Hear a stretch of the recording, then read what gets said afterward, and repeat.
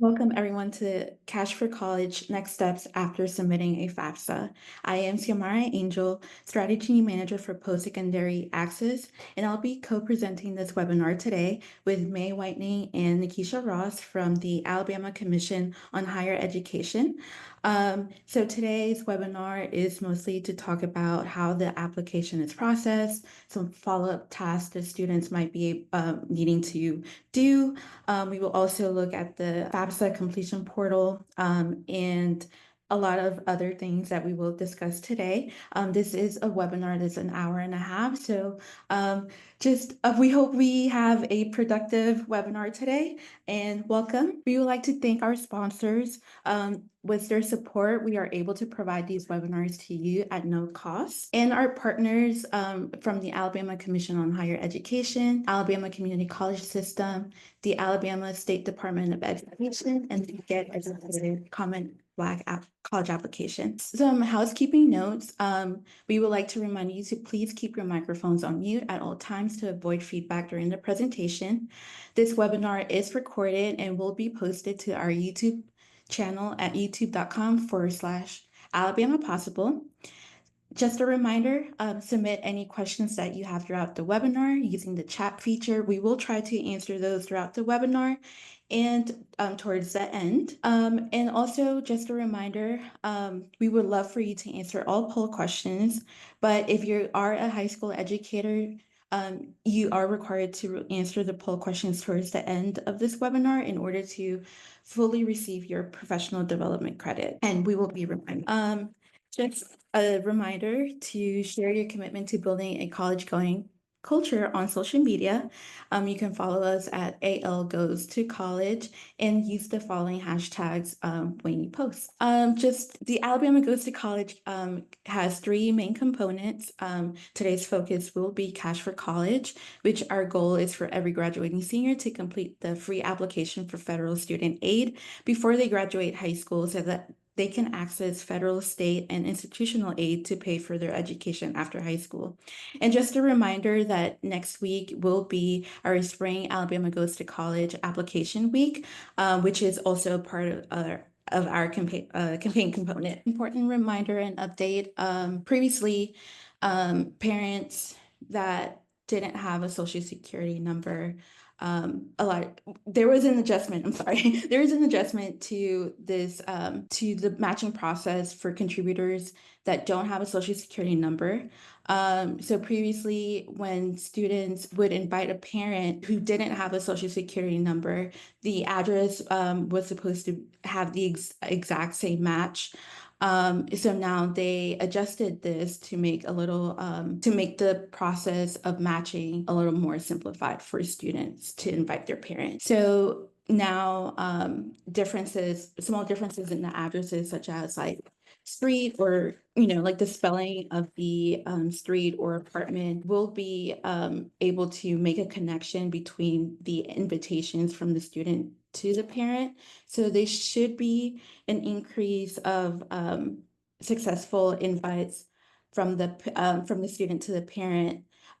So previously we recommended that parents without a social security number would invite their student to start the application. But with this update, it should be able to match the invitation from the student to the parent without any difficulty. Awesome. So we hope that that is an improvement for everyone working with any student who has a parent without a social security number. So we'll go on to our learning objectives for today. So our goals are to gain confidence with navigating the steps that students must take after submitting their FAFSA. And then we want to understand how to provide support for students to make informed financial decisions about their next steps after high school. And then lastly, we want to be able to leverage data tools to monitor student level, school level, and district level FAFSA completion progress. So I'm going to launch a poll now. You should see that on your screen. So I'm curious if you are a counselor, career coach, any kind of advisor in high school. Do you include content about post-submission tasks in your FAFSA conversations with seniors? Right, so it looks like about 3/4 of y'all are able to make time for this, and about 1/4 of you aren't. So hopefully the content that we review today will allow y'all to think about ways that you can communicate this to your students and families. And then our next question, because we will be talking about ACHE's FAFSA Completion Portal today, I would like to know if you have access to the portal. If not, we'll definitely make sure that we get you access. So when you respond to this poll question, we'll have your email available and we will follow up with you so that you can get an account if you need one. I'm encouraged to see that the majority of you do have an account, so that's good. A lot of you have already been tracking your students and their progress. So if you indicated that you need assistance, expect to receive an email from us that will come from our AL Goes to College account. And if we need to put you in touch with ACHE to make sure you get that account, we'll definitely facilitate that process. Thank y'all for your responses. All right, so I just want to give you a little preview of what FAFSA completion looks like right now for the class of 2025. So this is actually coming from the National College Attainment Network's FAFSA tracker. It's reflecting a little bit different numbers than what ACHE is reflecting, and we'll talk about why that difference is.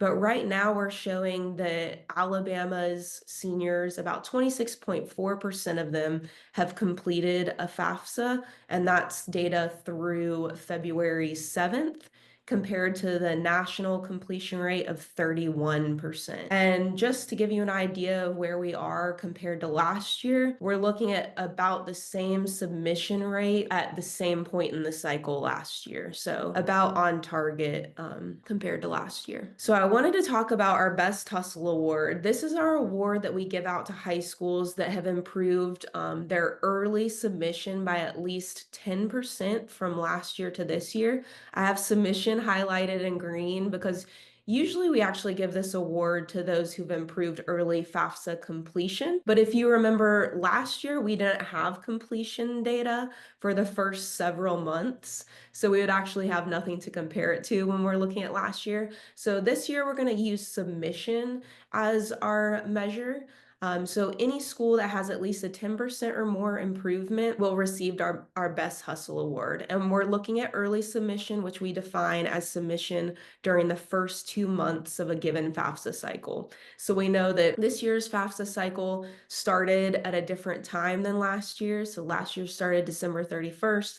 This year started towards the end of November, but we're going to compare the first 2 months of the FAFSA cycle. And to determine our awards, we pull enrollment data from the Alabama State Department of Education. So if your school is not included in their enrollment data, if you're a private school, if you're some other kind of state school, then we will need to collect your enrollment data. So be on the lookout for an email from us. We'll be sending you a link to a form for you to be able to submit that data to us. All right, so I'm going to go on to FAFSA next step. And I see your questions in the chat, and I will get to those towards the end of today's session. All right, so when we're talking about FAFSA submission, that's essentially when a student presses submit.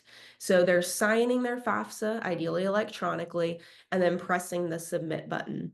When they do that, their information may not be fully accurate or complete. So because of that, some students will need to complete additional steps after submitting their FAFSA. So what's next after submission?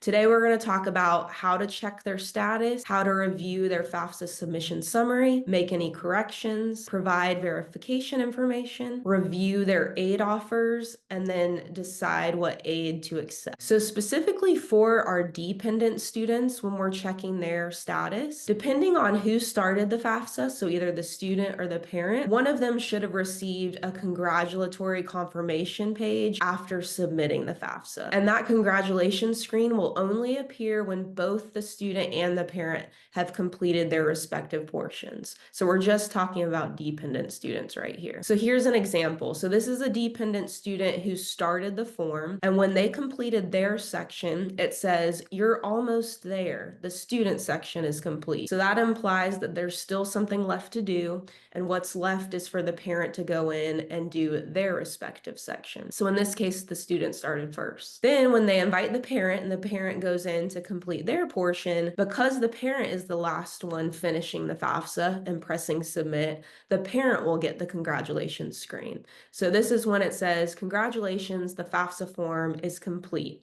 So that's when the student knows that both their portion and their parent's portion has been done.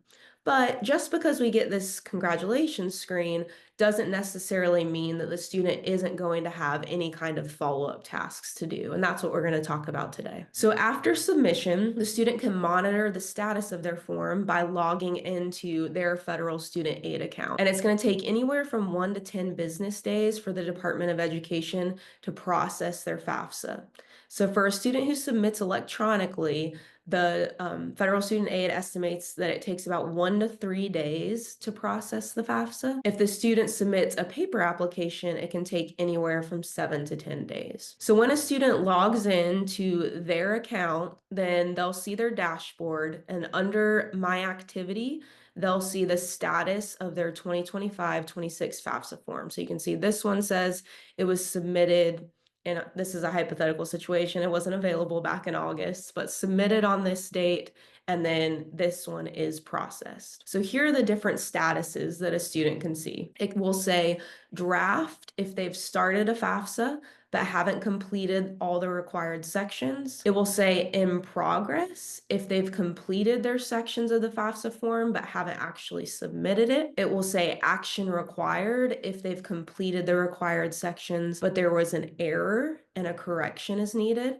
and that can include missing consent and approval or a missing signature. It will say in review if the form was submitted but it hasn't been processed yet, and then it will say processed if their form was processed successfully with no errors. So a student, we do recommend that they regularly check their federal student aid account to look at the status of their application and confirm that it's processed. And the reason we encourage that is because they may have skipped some steps or they might have follow-up tasks, and the earlier that they catch that, the better, because we don't want to delay any kind of aid awards being given to students. If a student's application is stuck in the in review status for an extended period, we do recommend that they call federal student aid at the number we've listed on the screen, just because FSA is going to be the only one to know why the student's application is stuck in that status. So I don't know if any of y'all's students have experienced that, but I think last year it was a pretty common issue. So just wanted to mention it today. So once the form has been processed, a record of that information is then sent to the colleges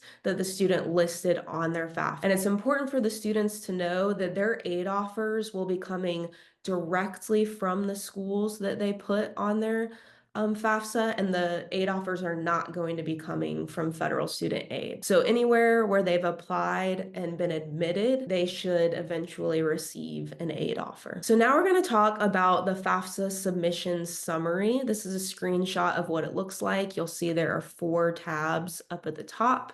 So when a student's FAFSA has been processed, they should be able to access this summary. So the summary is going to summarize the information that the student reported on the FAFSA form, and it's going to include an overview of the estimated aid eligibility, information about the schools that the student is considering, and then any next steps related to paying for school. So the eligibility overview, this again is going to include estimated eligibility for things like federal grant, work study, and loans. And these are only estimates, so the student should know that their college ultimately makes the final decision about any kind of aid offered. That eligibility overview is also going to include the student SAI, or their student aid index, and that's an index number that the colleges will use to determine the student's financial aid eligibility and then ultimately build out their financial aid offer. So I'm just going to pause really quickly and look at questions in the chat before I go forward. So Josephine, I see your question about how to see the FAFSA submission summary. So it used to be called the student aid report or the SAR. It's now called the FAFSA submission summary. I think there are 2 ways to do this. They should receive an email that their FAFSA submission summary has been made available. And then also when they log into their account and they're on their dashboard, when they go to their 2025-26 FAFSA and click on it, if it's already been processed, that should pull up their FAFSA submission summary. If you're having any specific issues with that, please feel free to let us know. And Anna, I'm going to hold your question for when we talk about the portal later today. Okay, so now say the student has reviewed their FAFSA submission summary and they find a mistake. So they'll need to correct that or update their FAFSA. Most of the questions on the FAFSA want to know the student's situation as of the day they're signing their application. So whenever the student finishes their entire form, signs and submits, that's what their answers are related to, that day and time. So most of the time the FAFSA doesn't want us to go back and update that, but there are some instances in which the student will want to or need to change the information they've reported. So this is straight from federal student aid. So they're giving kind of two different distinctions here. One is corrections that you actually make to the FAFSA form. So these include adding a missing signature, adding missing consent and approval, correcting their response to the direct unsubsidized loan only question. So that was a question that caused a lot of confusion last year. Hopefully it's not causing as much confusion this year, but because it caused so much confusion last year, the student does have the ability to go in and correct their response to that if they misinterpreted it. They'll need to correct their social security number if that's incorrect. They have the opportunity to update their personal contact information like a mailing or email address. And then they can add or remove schools. So the student has the ability to add up to 20 colleges and universities to their FAFSA form. They can add more if they'd like to after they submit. They can also remove some that they had already added and add more if they're applying to over 20. Not sure how many students do that, but if they originally apply, send their FAFSA information to 20 colleges or universities, once it has been processed, they can go back in and remove a school and add even more. And then they can also fix any typos that they find. So that's corrections that they can make directly to the form. But then there are also corrections that they can make through the college where they're applying and intend to enroll. There, they can update their financial information if they have an amended tax return. So when the FAFSA pulls federal income taxes into the form, it is pulling in the original federal income taxes. So if a student or their parents made an amendment after filing their taxes, they would need to get that amended return to the college. And then also another correction they make through the school is any kind of update to their financial information if their financial situation has changed significantly. So say a parent loses a job, which is a main source of income, their 2023 taxes are going to show a certain level of income that the family now does not have. So they would want to make that update with their college. So here's how we make a correction. When we're in our FAFSA submission summary, we're going to go up to the FAFSA form answers tab and then click make correction right. Now, if we're wanting to add or remove schools, when we're on our 2025-26 form details page, we can go up to actions at the top and then click add or remove schools. And selecting that option will start a voluntary correction to update the school. This is also another way to make corrections outside of the submission summary. So Josephine, with your question, when the student clicks on 2025-26 FAFSA from their dashboard, it should take them to this page, and then they should be able to click FAFSA submission summary down here. So when we do the option to add or remove schools, it will take us to this page. We'll click add or remove schools, and then the student will have the option to add several schools. So this is showing that they've added 3 more schools and then they've removed 1. All right, I'm gonna check the chat one more time before I go forward. All right, looks good. Okay, so now we're gonna talk about the verification process. On the FAFSA submission summary, there might be a note that the student has been selected for verification. And what this process is basically an opportunity for the school to confirm the data that the student and their family reported on the FAFSA. So to make sure all that data is accurate. And it does not mean that the student is in trouble. It's just a process of verifying information. And there's both federal verification and institutional verification. So a student might have been selected under federal verification. They're still going to be submitting their documentation to their college or university. But then some colleges and universities have like an additional layer of verification on top. I know some institutions require like a very large percentage of their student body to verify the information, and that's institutional verification. Either way, the student is going to submit documentation to verify their data to their college that requests it. So the financial aid office of the college will probably contact the student as well. So the student will see like a flag on their FAFSA submission summary, but they'll likely also get an email or a notification through their student portal that they've been selected for verification. The process is going to vary by school. So the student will be asked to submit additional documentation to support the original information that they provided. And we highly recommend that they respond to these requests as quickly as possible, as their financial aid offer will ultimately depend on their additional documentation. So here's an example. I was looking for web pages on financial aid offices that showed the 2025-26 verification process.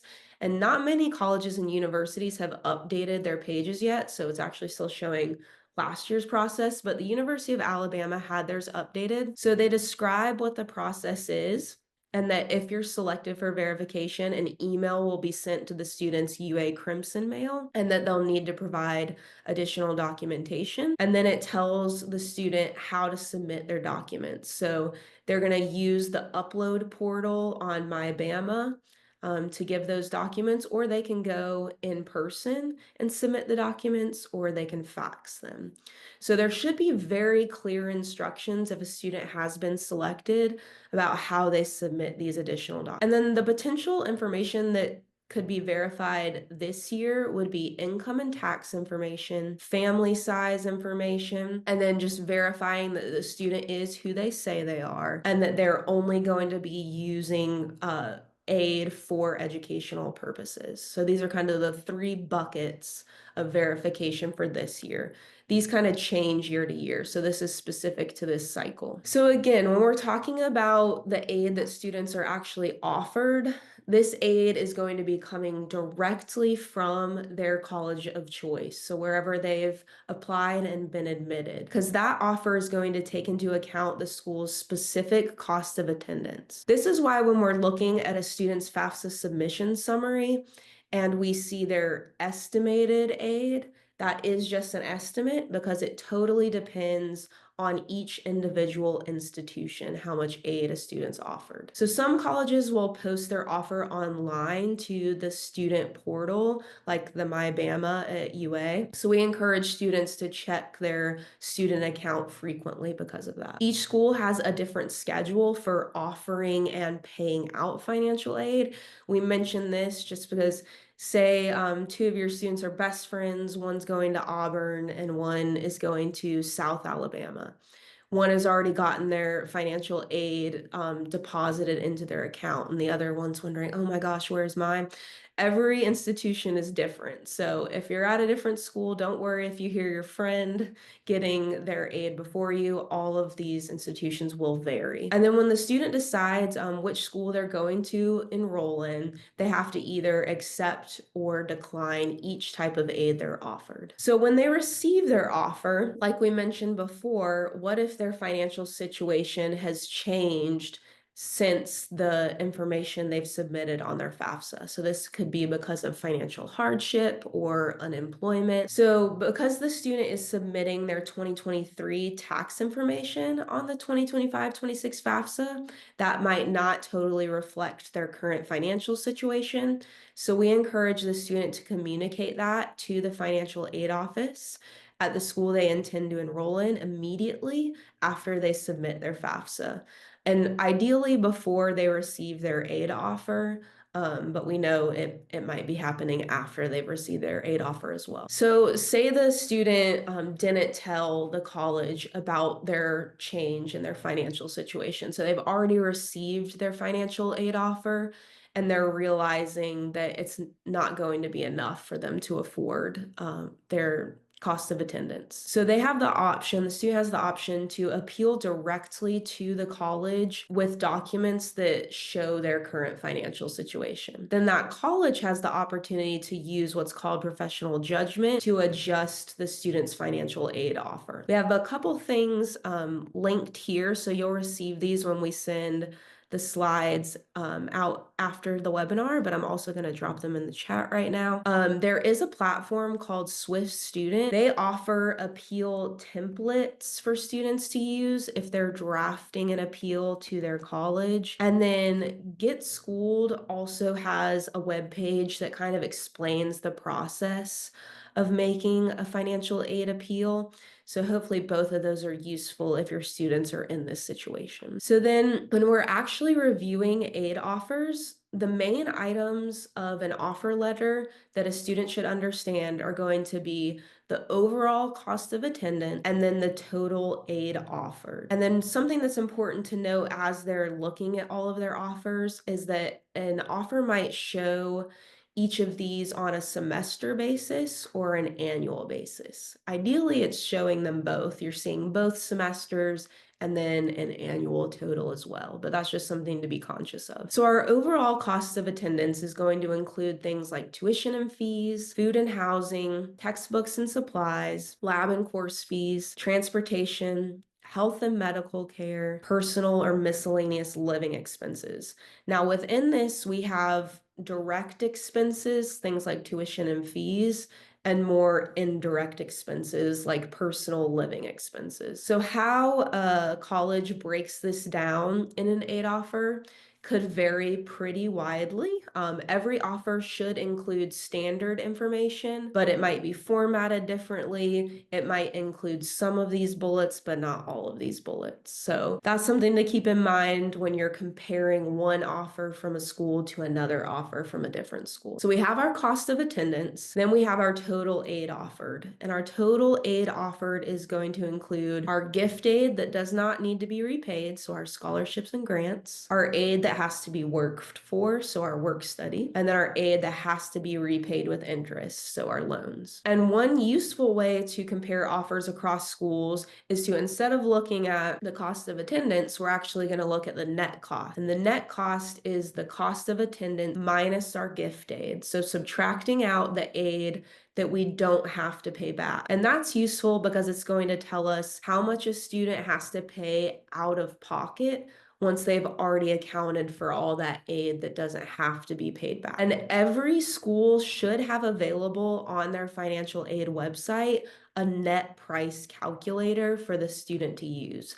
So that's a tool that can take anywhere from 10 to 20 minutes for a student to fill out information and get a net price to have an idea of what their out-of-pocket expenses are going to be. A few important considerations when comparing overall cost of attendance. So kind of touched on this, but just to go a little deeper, thinking about how living expenses and indirect costs will vary at each school. So when you're thinking about, say, staying in state, and not having travel, maybe not having to rent an apartment because you're living at home, that cost of living is going to look totally different from a student who moves to New York City and is paying triple the rent and is paying for transportation to and from.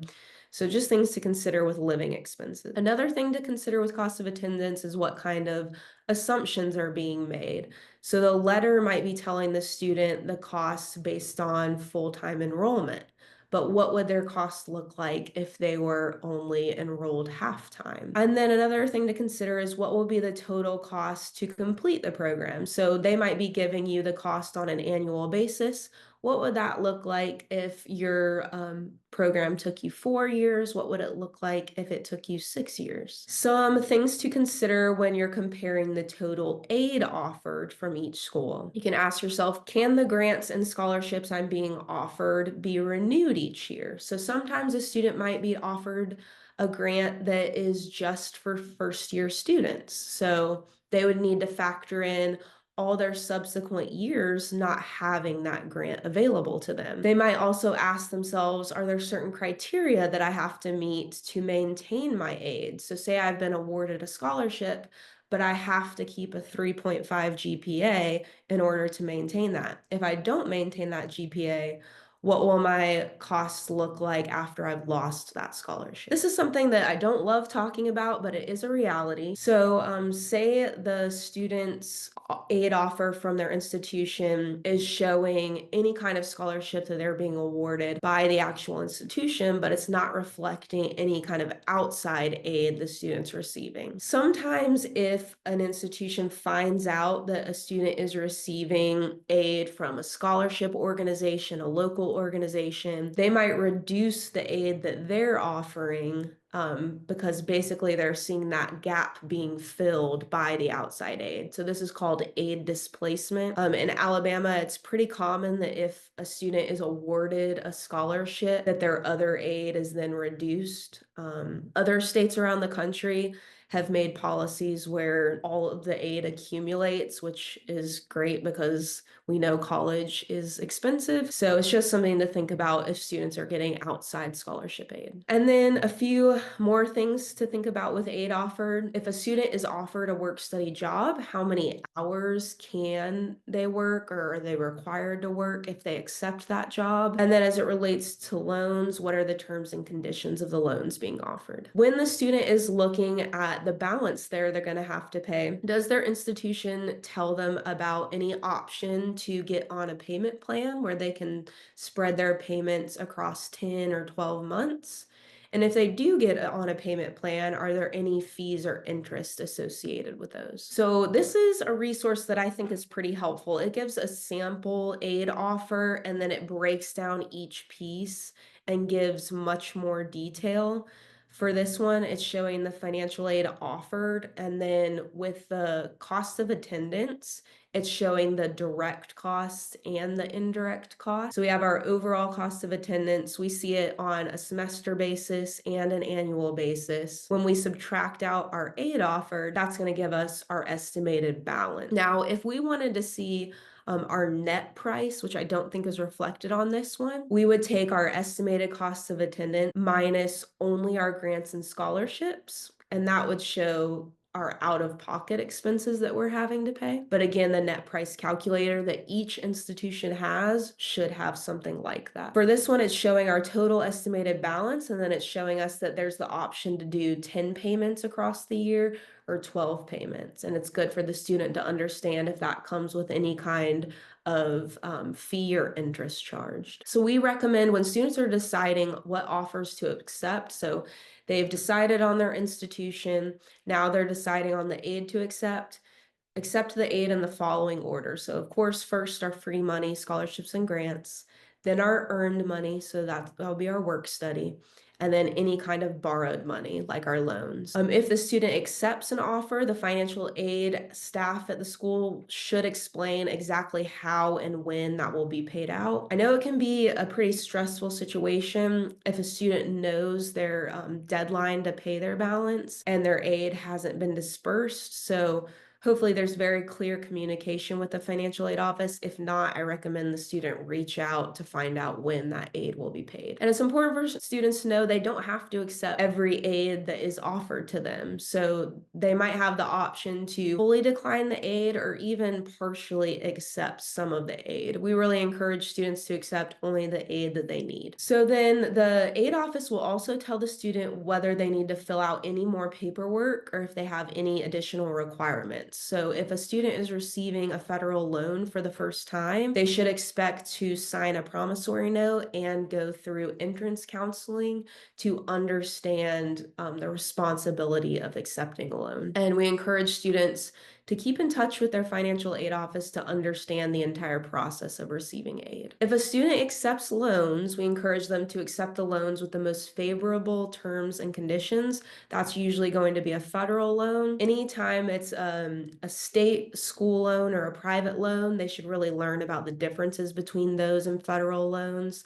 Interest rates could vary considerably, and we encourage students to borrow only what's needed. All right, this is a tool we have available in our educator toolkit. So this kind of just gives a brief overview of what it looks like after a student submits their FAFSA. Okay, it looks like we're still recording. I got a note that maybe we weren't. Josephine says, I always suggest work study covers indirect expenses since you earn it over time. So deduct work study from aid and deduct indirect expenses from total cost. It's really important for students to understand that their work study is going to be paid to them just like a paycheck. It's not going to offset their tuition like through the college.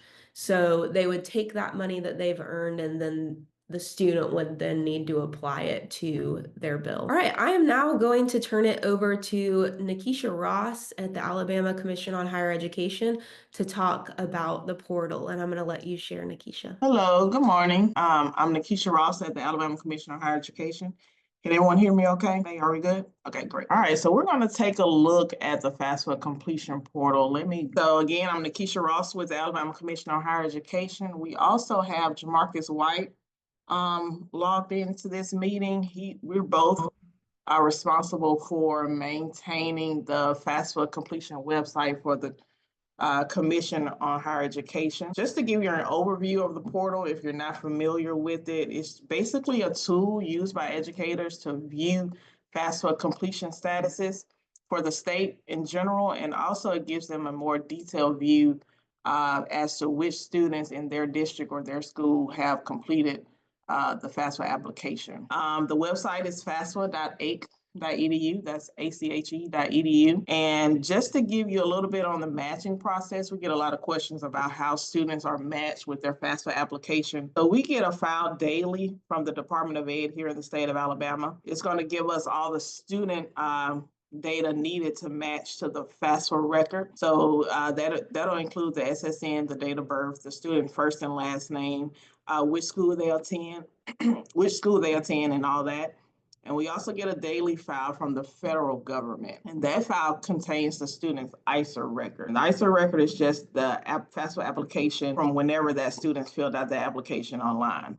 So we take those two data sets and we match them. The first match, our primary match, is on student SSN and date of birth. We understand that sometimes the SSN is not provided to K-12, so our secondary match is the student date of birth, their first name, and their zip code. That is the secondary match. So if the SSN is not available, kind of falls to that secondary match. And we found that those three fields give us the best match percentage here in the state. So an educator can gain access to this website by signing the use agreement. I'm pretty sure all, if not all, most of the school districts in Alabama have signed up to use the portal. But if you haven't, you can find that use agreement here on our website. Just click on that use agreement, fill it out, get your superintendent to fill it out, and then we could assign people up for the schools in that school district. Either the superintendent can sign them up or they can send a list to us and we'll take care of that. And we also have a user change form here. So if for any reason someone leaves the school or moves to a different school, you can fill out that form, send it over to us.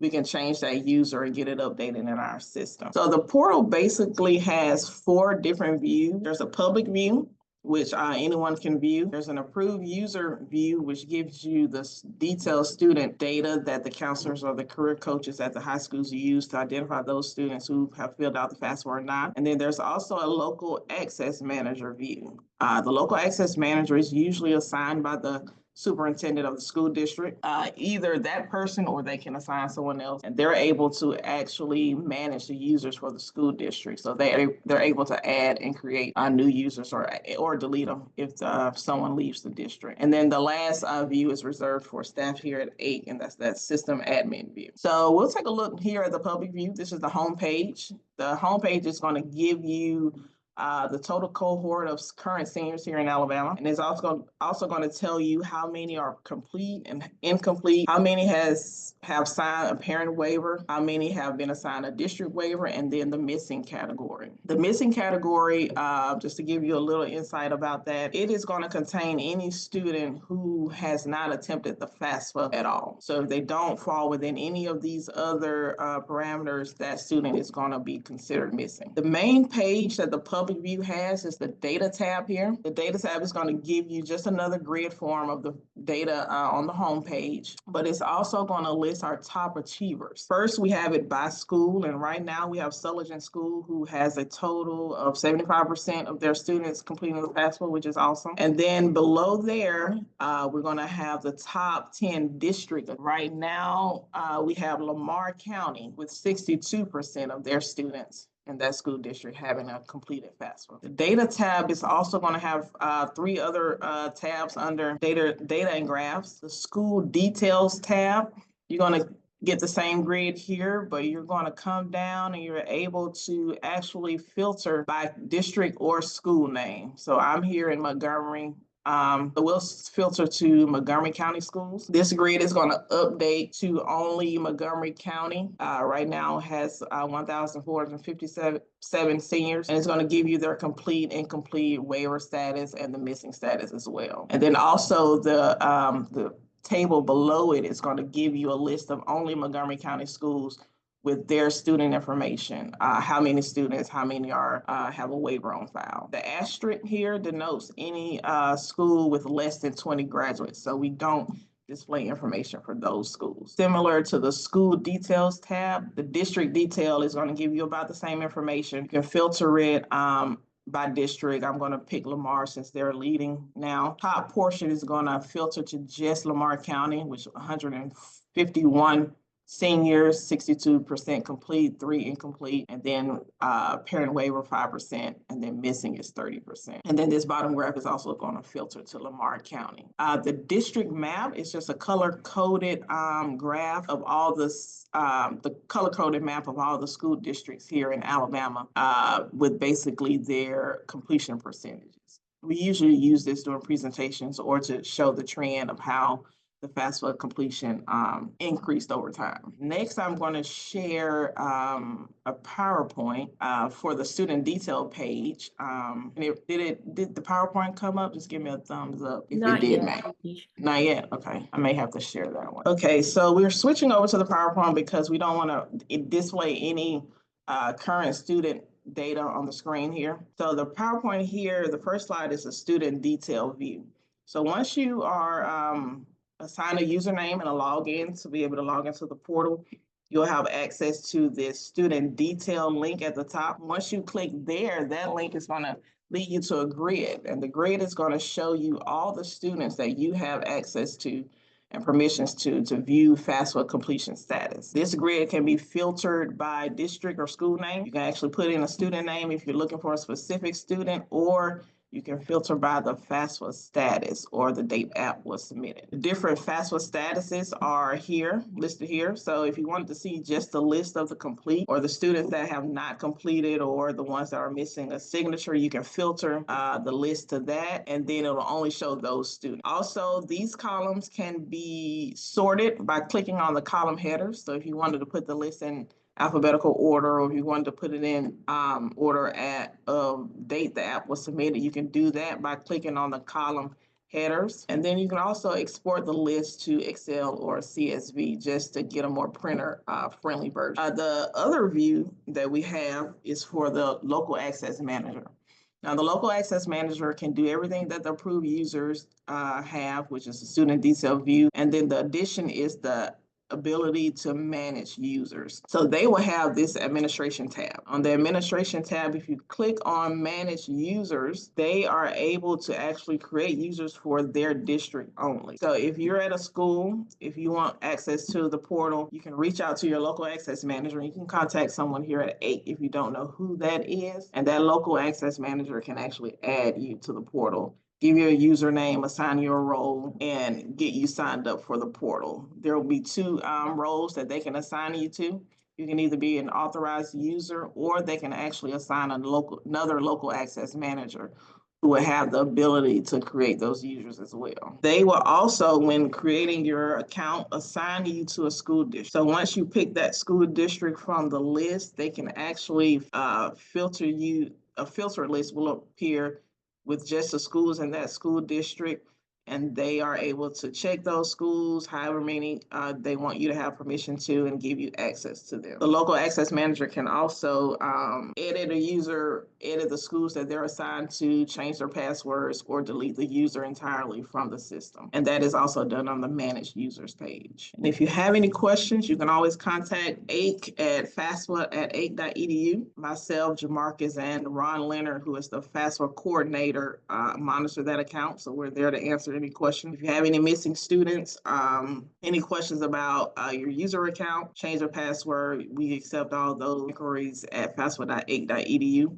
Or you can give Ron Leonard a call at 242-2211, and he'll help you out as well. Thank you, Nikisha. I was going to ask you one of the questions we got earlier in today's webinar. So for folks whose students have completed the FAFSA, have shown them a record of that, whether it's their email confirmation or they're logging into their federal student aid account and seeing the status is processed, but then those students aren't showing as complete in the portal, could you talk about the window of ICERs that's missing right now? So yes, May. Recently, we discovered that our ICER mailbox, which is the mailbox that receives the FAFSA records from the Department of Ed, there's a window between late December, maybe December 19th or 20th, until January the 14th, that we did not receive any ICERs from the state. So if your student completed the FAFSA application between those times, they may not be showing in the portal. We expect to have that issue corrected within the next couple of weeks. Our executive director is working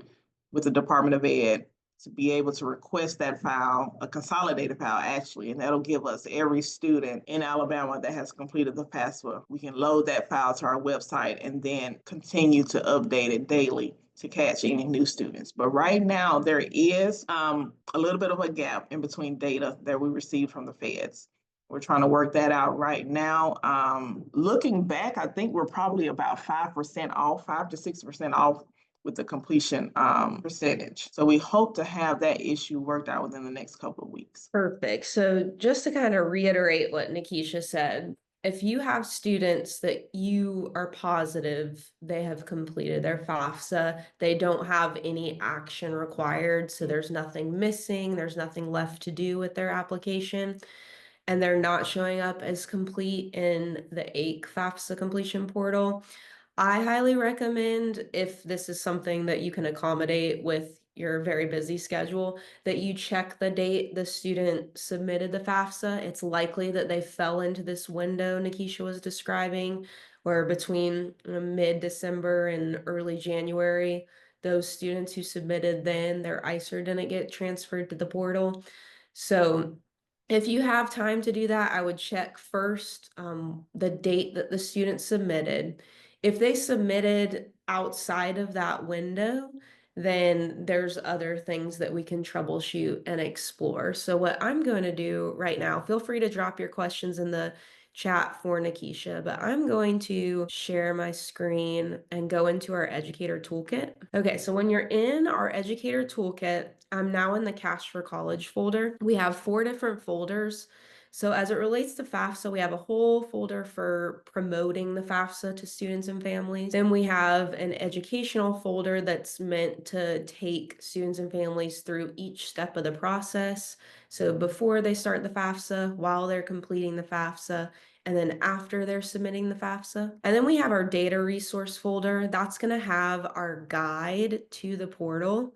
So this was just recently updated. It's really reiterating much of what Nikisha just shared with us, but how the portal works, how you can facilitate matching. So like Nikisha mentioned, every day they're getting data from PowerSchool, from the State Department of Education. So whatever your enrollment number for your seniors is showing in PowerSchool, that's what's getting sent to ACHE. And then that is being matched with whatever a student has submitted on their FAFSA. So their name and social security number, date of birth that they're submitting on their FAFSA is being matched to their student record in PowerSchool. And then there's kind of 2 levels of matching that take place. Like Nikisha mentioned, first it's correct me if I'm wrong, Nikisha, first it's the social security number.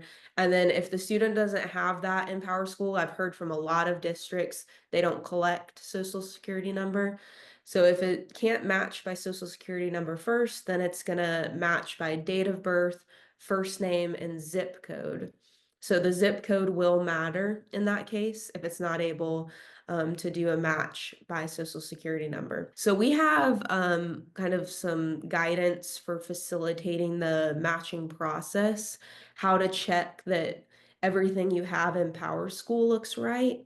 One thing that we recommend, if a student is like not populating at all in the ACHE portal, but is part of your senior cohort, we recommend that you go to PowerSchool and check to make sure that if there was any transfer from one school to another, that transfer has been appropriately completed, and that the student does not have any withdrawal date listed.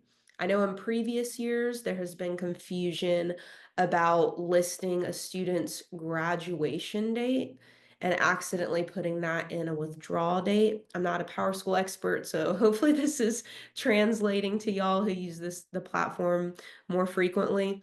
But just making sure that student isn't showing as withdrawing from your school at any point. So these are ways to facilitate the matching process. We highly encourage in PowerSchool that a student's name is being input exactly as shown on their social security card if they have one. So first and last name exactly as seen on the card. Other questions that we have on this FAQ, how to access the data, so how to get the account like Nikisha outlined. Then when you actually have an account, different ways of looking at your students. So you can download your list of students and see it in a CSV file or an Excel file. Different ways to check on any missing students or students who have an incorrect status. And then our last page is a glossary. So when you're on the ACHE portal, you'll see many different terms. These terms are all defined here, and how we're getting overall your total cohort. It'll be your students who are complete, your students who are incomplete, your students who are missing, and your students who have submitted either kind of waiver. So I encourage you to read through this. If you have any questions, reach out to us and ACHE. There's definitely things that only they can answer, but we will also try to facilitate any of your questions. And so like Nikisha mentioned, I took the screenshot a few days before. Her demonstration of the portal had the more accurate numbers. But what we think in terms of the percentage complete, this differed from what NCAM was reporting by around 6%. I think a large percentage of those completions were falling into that window where the ICERs were not being given to the state agencies. So hopefully that is resolved in the next couple of weeks. And we'll definitely send out a notice in our newsletter when that has been resolved. If you are tracking this as an educator and the portal isn't totally accurate for you right now, I encourage you to, with full confidence, trust when you see on a student's actual federal student aid account that it says processed, that they are good to go. If they don't see any next steps in their FAFSA submission summary, then they should be good, other than maybe their college or university selecting them for verification. All right, any other questions? Feel free to drop those in the chat. I know we got one question about getting an account. So Nikisha, like you mentioned, if a local access manager has left the district, I know a superintendent can assign a new local access manager. Is that something where if the superintendent is copied on an email with the address that you listed, they could just give the new local access manager's name and email address to get them set up? Yes, that'll work. Also may copy the superintendent, and then also if the superintendent can give a yay to that email, we'll be able to add that person. Okay, awesome. Perfect. Well, we'll still have time for questions, but I'm going to go on to some resources. So we have a few things linked here that you'll have in the follow-up email. On FAFSA.gov, they have an entire web page that links you to even more pages about how to review and correct a FAFSA. We also have that sample aid offer letter linked. And then, of course, the portal that we hope you'll be utilizing. This is just my own request for feedback, but if you are a school that has a large population of students with parents who are undocumented, and y'all attempt to fill out the FAFSA with the student starting and inviting the parent, and that goes well for you because of the adjustment that has been made to the invitation process, we would just love to get your feedback that it is working as is intended. We got that announcement last week or earlier this week, I can't remember which, and we're just curious how it actually plays out. So if you're working with lots of students in that situation, we'd love to hear if it works well, if the student starts the FAFSA and invites their parent without a social security number. All right, I'm going to end this poll. I know some educators have mentioned their students getting letters from ACHE. So I was just wondering if you could talk a little bit more about what those letters are. Yes, sure. So once the student completes the FAFSA, they will get a letter from ACHE, just kind of a congratulatory letter that points them in the direction of scholarship opportunities or any other, a couple of the websites to help them navigate the process. And then for everyone else, if they haven't completed a FAFSA, we're sending out a letter that we like to call the nudge letter to actually just kind of encourage them to complete the FAFSA. The nudge letter is because we don't have a complete number of those students who have